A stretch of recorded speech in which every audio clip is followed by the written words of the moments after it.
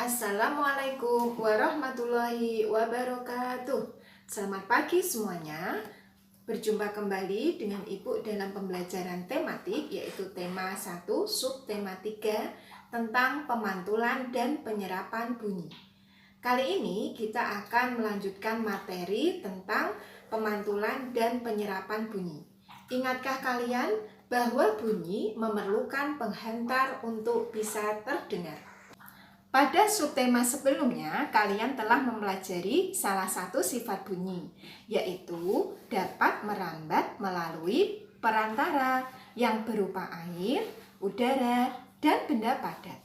Lantas, apakah yang terjadi ketika bunyi mengalami perambatan? Pada saat merambat ke tempat lain, bunyi dapat mengenai atau terhalang oleh beberapa benda.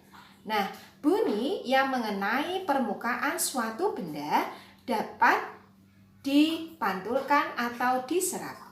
Apabila bunyi mengenai benda keras seperti dinding, bunyi akan dipantulkan.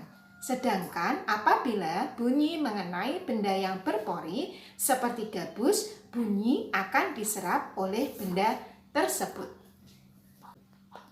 Pemantulan dan penyerapan bunyi. Nah, tadi kita sudah bahas sedikit, sekarang kita ke bunyi dapat dipantulkan dan diserap ya. Yang pertama, pemantulan bunyi. Nah, sebuah kelereng misalnya kalau kita lempar ke dinding yang keras, maka akan mengalami pemantulan.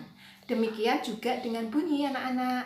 Bunyi juga dapat memantul jika dalam perambatannya dihalangi oleh benda yang permukaannya keras seperti tadi dinding, ya, kayu, kaca ataupun besi, maka bisa memantulkan, ya, begitu. Kemudian yang kedua yaitu tentang penyerapan bunyi. Nah, bunyi juga dapat diserap. Benda-benda yang dapat menyerap bunyi itu adalah benda yang permukaannya lunak.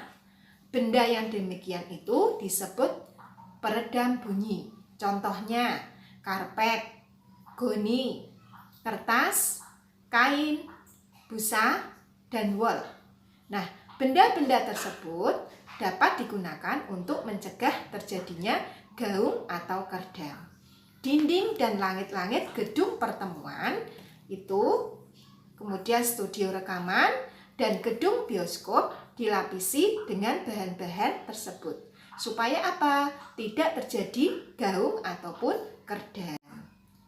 Nah, sekarang macam-macam bunyi pantul. Nah, tadi sudah disebutkan. Satu, yaitu gaung atau nama lainnya adalah kerdam. Apa itu kerdam? Kerdam adalah atau gaung itu terjadi karena bunyi dipantulkan oleh dinding yang jaraknya tidak jauh dari sumber bunyi. Ya, akibatnya bagaimana? Bunyi pantul mengganggu bunyi asli sehingga yang terdengar tidak jelas. Nah, kemudian gema. Gema terjadi karena bunyi dipantulkan oleh dinding yang jaraknya jauh dari sumber bunyi. Ya, gema ini terjadi di gua, banyak terjadi atau sering terjadi di gua-gua, lembah, kemudian bukit-bukit yang jaraknya jauh serta permukaannya keras dan rapat. Selain itu, gema juga dipergunakan untuk mengukur kedalaman jurang ataupun gua. Ibu rasa untuk pembelajaran hari ini cukup. Semoga bermanfaat untuk kalian dan selalu semangat belajar. Sekian dan terima kasih. Wassalamualaikum warahmatullahi wabarakatuh.